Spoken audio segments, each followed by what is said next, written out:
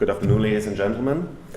First of all, I want to say thank you to the Latvian National Museum of Art and to Rundāles Castle for organizing this conference in this beautiful place and for inviting me.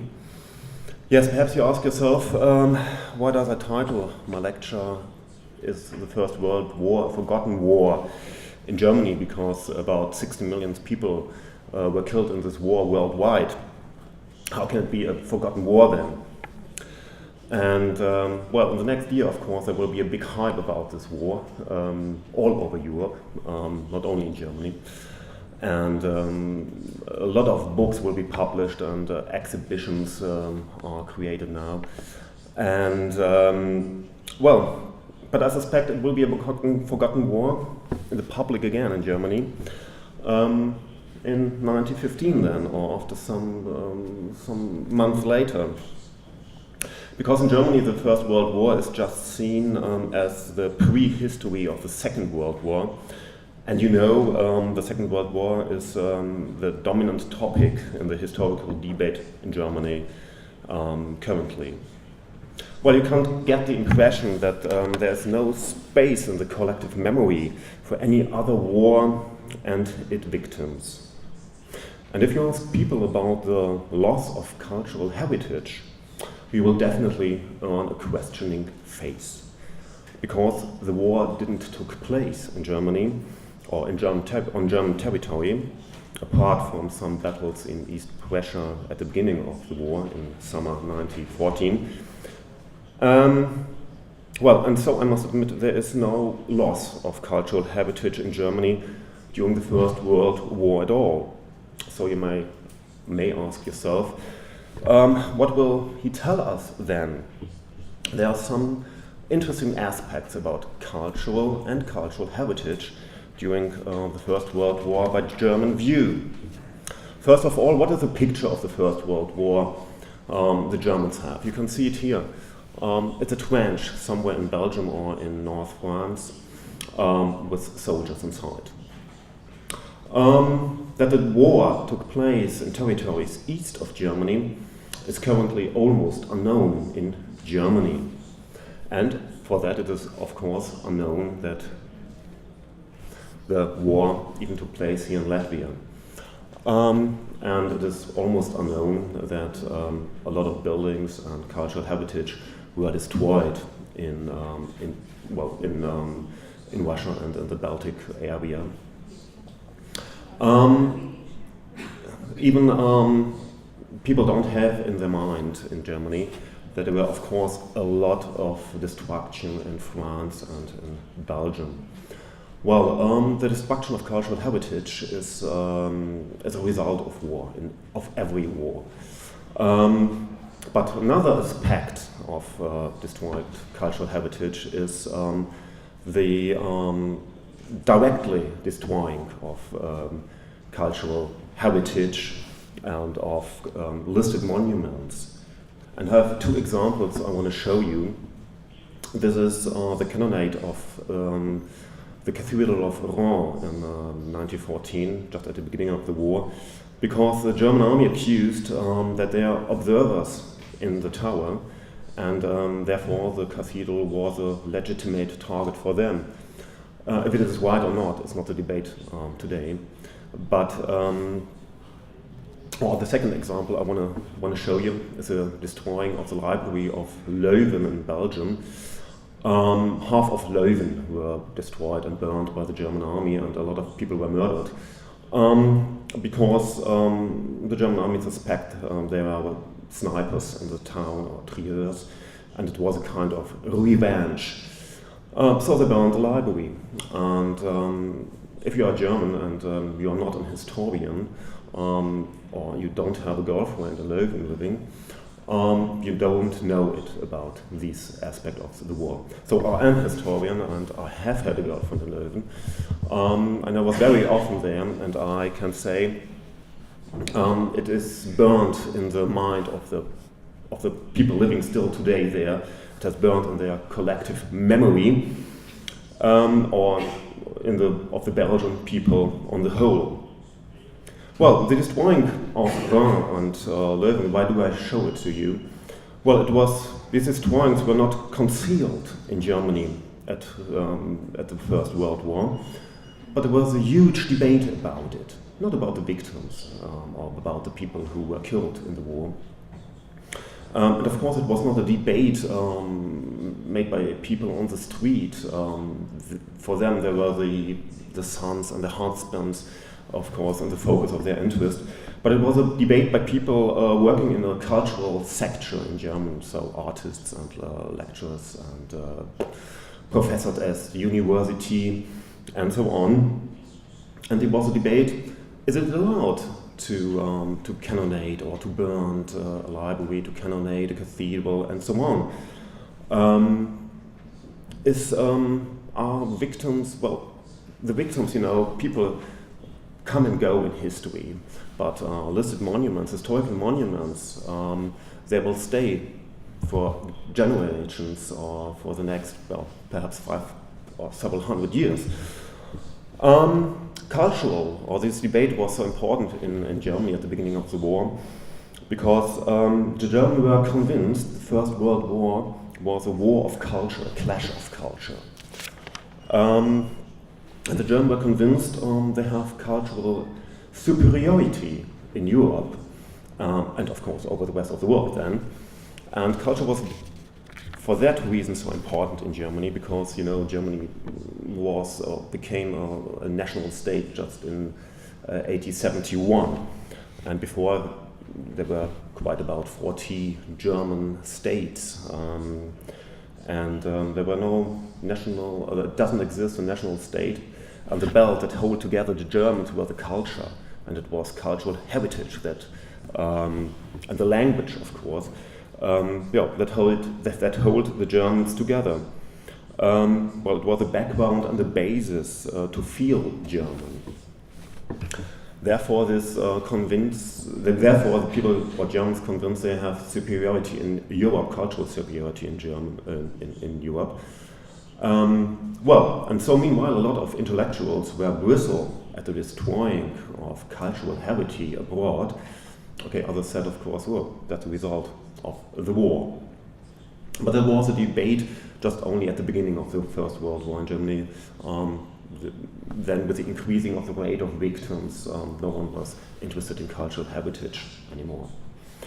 Well, the Germans at the First World War, they saw themselves as the keeper of the legacy of Goethe and Schiller and Kant and Beethoven and so on. And that's a quite interesting German propaganda poster during the First World War. It was titled, "Are We Barbarians?" And you see what Germany spent for money for culture. No, of course, the question is not. Of course, we're not barbarians, but we could protect culture, heritage, and civilization. And it was more or less in self-improvement and an answer of French and English propaganda. For example, this is, I think, quite a well-known French poster. That is the propaganda against this German superiority, or the meaning of German superiority. Leur culture, and their culture, the German culture, was foraging and destroying and stealing and murdering. So it was the answer. So Germans were connected with destroying cultural buildings and listed monuments.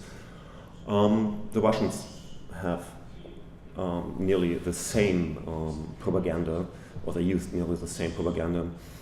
You can see here Germans burning a castle or something like that. That's my favorite one. It's an American one. You see, it's King Kong, of course, and he has this club in his hand, and they're standing culture. You see, that's the German culture, so in the eyes of the allies. That is, what the Germans will do in Belgium, or has done in Belgium or France, and will do perhaps in the future if you don't buy a war bond.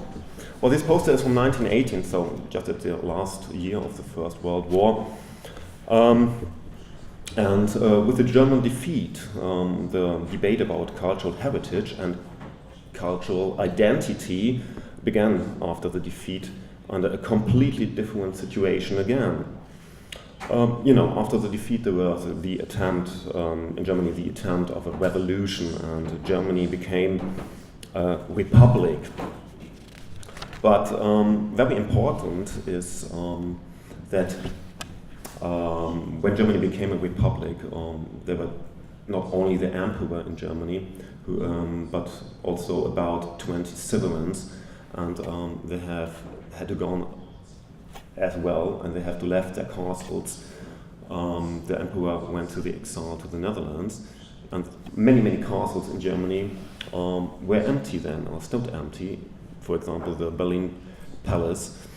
And that was a kind of symbol. The emptiness of the castles were the emptiness a lot of people felt after the war. They refused the new Weimar Republic at all. Well, they were monarchists and with a huge adherence to the dynasties. And monarchy was not only the ruling of the state for these people. The different dynasties in Germany contained tradition and cultural belonging, and for many people. Well, and each dynasty were the protector of cultural heritage in their country, and well, each dynasty was itself cultural heritage. Well, and with the disappearance of German monarchianism, a lot of century-old rituals and behavior, celebrations were gone. Well, and for people at that time, they lost their cultural identity. And to my mind, perhaps cultural identity is a part of cultural heritage. And so, and cultural heritage is very important for the political coherence, and especially for the political coherence after a defeat. Well, after this defeat, the first German Republic was deliberately founded in Weimar in 1919. Weimar was the capital of cultural or classical heritage in Germany. It was the city of Goethe and Schiller and Franz Liszt and so on. And it was European capital of culture, by the way, in 1999. But 80 years before that, it was a symbol, Weimar, of classical and cultural heritage. This cultural heritage should hold together the Germans after the defeat of the First World War. Well, and the foundation of the new Republic in Weimar was an appeal to stay together on the basis of cultural heritage in the time of revolution and civil war, and it was an appeal not to cut the belt of cultural heritage and cultural identity that belong together. The democratic positions were clear. An intact cultural heritage has a meaningful function for the social cohesion of the country in the time of a political change after the defeat. But now, after this defeat, and in the time of revolution and counter-revolution, it didn't work anymore. The appeal was not heard by many Germans. New political ideas and new political identities now were stronger than the idea of a common cultural heritage as the basis of a living together.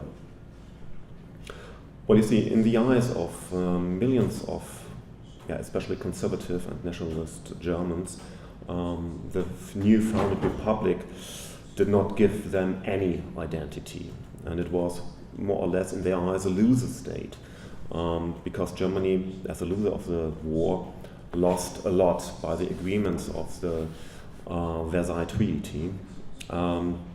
And in the eyes of a lot of Germans, this new republic has not done anything against it, but they signed the treaty, and for the most of the Germans, it was a very big disaster at that time. Well, you see this poster illustrated or illustrates the scope of the reparations payments forced upon Germany. And the emaciated family personifies the fear of poverty and in the years of hunger. And you see what Germany lost by the treaty, by the Versailles Treaty, about 1/7 of its territory. And 1/7 of this territory with, of course, a lot of material cultural heritage. Well, you see, this material was lost for Germany, and it was not, of course, lost for humanity or ensuing ages. But in the eyes of the Germans at the first half of the 20th century, the territories that were then Polish territory, of the new founded Polish Republic, it was lost for humanity at all. It was definitely lost for humanity in their eyes. Although it was, of course, much Polish heritage, because it was Polish territory before Frederick the Great occupied the Prussian king at the end of the 18th century. Well, you see, still today we have a lot of cliches and stereotypes of typical characteristics of countries and its people. And in the eyes of the Germans at that time, the Polish would ruin everything. They have no feeling for cultural heritage at all. And what the war hasn't done, namely destructing and destroying cultural heritage, the Polish will do it definitely. Because the Polish can't be a protector of culture, as the Germans saw themselves at that time. And this is a typical cartoon after the First World War. You know, on the left side there's Poland. Everything is degenerate there. They are not able to care and save their villages, the cities, and of course not able to save cultural heritage. On the other side, you see Germany and the orderliness you have there. And if I ask you now, what are in your eyes typical characteristics of Germans? I'm still quite sure many of you will say orderliness, Ordnung, or timeliness, or accuracy. And in the eyes of the Europeans at that time, or in the 19th century and the beginning of the 20th century, a typical German characteristic was a strong believing or the faith in the state, the trust in the state and loyalty to the state. And that was destroyed with the shock of the defeat in 1918, almost completely. And it was completely destroyed then with the inflation in 1923. Well, the inflation began actually at the beginning of the war in 1914 because of the war of finance, and millions of Germans bought so-called war bonds, and they believed they get back the money after the victory in the war. To explain an inflation is quite complicated, and I think I have not to do it today. But let me say the Weimar Republic forced the inflation, because at the end there were no war guild inside Germany left. All the guild of the German state was dissolved into nothing. But millions of Germans lost everything. They lost their money and they became poor. So money lost its function as currency. You can see it here on this picture. The entrance in the cinema is not money anymore, but 2 pieces of coal. Many people lost their savings and all their money, and nevertheless the faith in the state. And that is the really biggest disaster and result of the First World War in German eyes of immaterial cultural heritage, if you want. Well, because the result of the defeat and of the inflation was a completely change of mentality in Germany. at least by the beginning of the inflation here in 1923. It was a result and a consequence of the First World War. And this inflation burned into collective memory in German, or by most of the Germans, much more than the First World War itself. And it has consequences still today. If the EZB, the European Central Bank, talks about raising perhaps the inflation because of fighting the euro crisis, in many countries say, yes, okay, perhaps a little bit inflation, yes, but all the Germans are really afraid about it, but because they know the consequences of inflation. And they're completely lost in the faith of the state, in the state. Well, and that is more or less the conclusion of my lecture. There was not really a material loss in Germany, but a huge intangible loss of by changing identity and mentality. Well, the problem is that changed people in Germany in the 1920s, not in a better way, but it radicalizes millions of Germans. And the belt of cultural heritage that hold together the Germans were destroyed after the war. So the war itself, yes, it is a forgotten war in Germany. Most Germans don't know anything about the victims or the places where the battles have been. But people do know much about the consequences of this war, not only inflation, but the rising of political radicalism and nationalism and anti-Semitism. That is very, very present in Germany still today. That is, of course, very important to remind the consequences and the results of this First World War concerning with the Second World War. And next year we have in our museum, the German Historical Museum, a big exhibition about the First World War, and we try, to put the war itself a little bit more in the focus.